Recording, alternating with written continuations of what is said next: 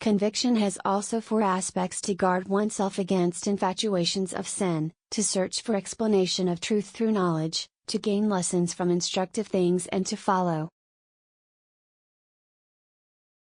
the precedent of the past people, because whoever wants to guard himself against vices and sins will have to search for the true causes of infatuation and the true ways of combating them out, and to find those true ways one has to search them with the help of knowledge. Whoever gets fully acquainted with various branches of knowledge will take lessons from life, and whoever tries to take lessons from life is actually engaged in the study of the causes of rise and fall of previous civilizations. Justice also has four aspects: depth of understanding, profoundness of knowledge, fairness of judgment, and dearness of mind, because whoever tries his best to understand a problem will have to study it. Whoever has the practice of studying the subject he is to deal with will develop a clear mind and will always come to correct decisions. Whoever tries to achieve all this will have to develop ample patience and forbearance, and whoever does this has done justice to the cause of religion and has led a life of good repute and fame. Jihad is divided into four branches: to persuade people to be obedient to Allah, to prohibit them from sin and vice, to struggle, in the cause of Allah, sincerely and firmly on all occasions, and to detest the vicious, all his obligations. And whoever detests the vicious only for the sake of Allah, then Allah will take revenge on his enemies and will be pleased with him on the Day of Judgment.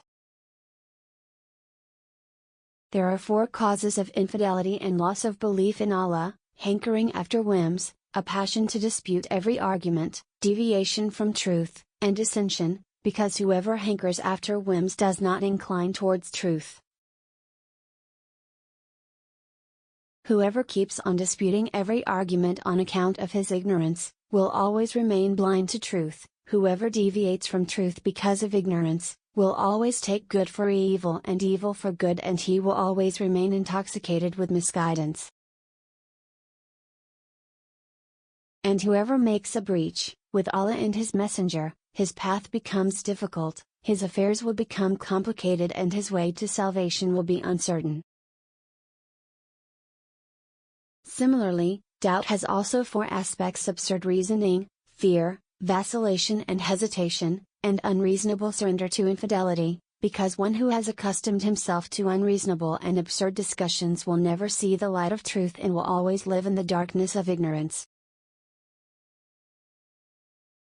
One who is afraid to face facts, of life, death and the life after death, will always turn away from ultimate reality. One who allows doubts and uncertainties to vacillate him will always be under the control of Satan, and one who surrenders himself to infidelity accepts damnation in both the worlds. A virtuous person is better than virtue, and a vicious person is worse than vice. Be generous but not extravagant, be frugal but not miserly. The best kind of wealth is to give up inordinate desires. One who says unpleasant things about others, will himself quickly become a target of their scandal.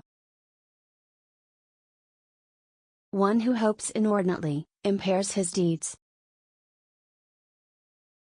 When Imam Ali, marching at the head of his army towards Syria, reached Tambar, the landlords of the place came out to meet him in zeal of their love, faithfulness and respect. No sooner had they seen Imam Ali they got down from their horses and started running in front of him. Imam Ali asked the reason of their strange actions.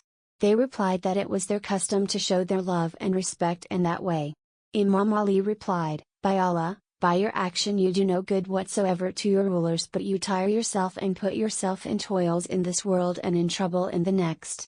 How unfortunate is that exertion, which brings harm here and in the hereafter, and how useful is that ease which keeps you in comfort in this world and away from the hell in the next."